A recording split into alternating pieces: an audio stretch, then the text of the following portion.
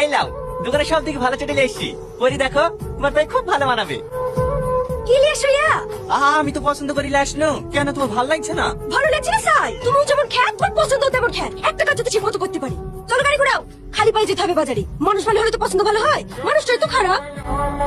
ভাবি এসছো? আমি জানতে তো তোমার পছন্দ হবে না। জানো ভাবি, ভাইকে বারবার করে বললো ভাবি কে লাসো কা, ভাবি তোমার পছন্দ চটি নেবে না। সেই তো আবার আসতে হলো। দাও ভাই দাও, চটি দুটি দাও। দেখো ভাবি, কোন চটি লিবা? এত ভালো ভালো চটি থাকতে ওদের কাছে ছেদলা পড়া চলে চলে গেছি। কই গিলাসের সেটটা দেখতে পাচ্ছিনি যে? ভালো করে চোখ দিয়ে খোঁজো, দেখো এখানে আছে।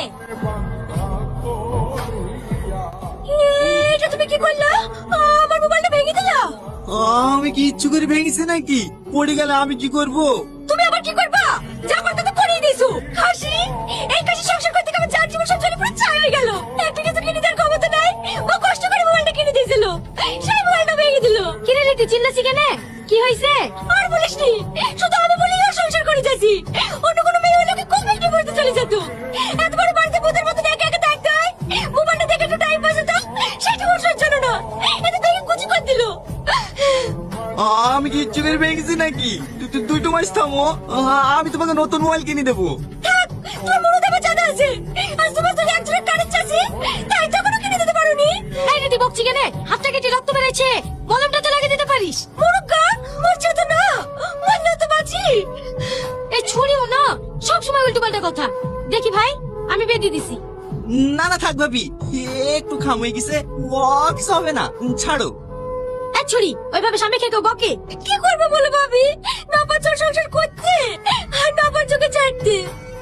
ডাক্তারে বলেই দিয়েছে ওর সমস্যা আছে, ও জীবনে বাপ হতে পারবে না। ওর লেগে শুধু শুধু আমার জীবনে নষ্ট করবো কেন বলো দিনে ভাবি? সে তো সবই জানি, তবু তোকে একটা কথাই বলবো, তোর মতো স্বামী সবার কপালে জোটে না রে বোন। আমার স্বামীকে দেখ, একটু হুকুম শুনতে দেরি হলেই অমনি ধরি ধরি মারে। ওরে ভালো মানুষের লেগে তোকে ছেড়ে যেতে পারেনি ভাবি, না হলে তো কবে চলে যেত। তাহলে সংসার যেখানে করতেই হবে, ডাক্তারের পরামর্শ নিয়ে একটা বাচ্চা দিলে না। সমস্যা তো তোর নাই, সমস্যা তো স্বামী। এখন কি ইন্ডাকশন দিয়ে বাচ্চা হচ্ছে না? ওই তো রাজুর প্রবলেম ছিল বলি রাজুর পতো ওইভাবে বাচ্চা নিল।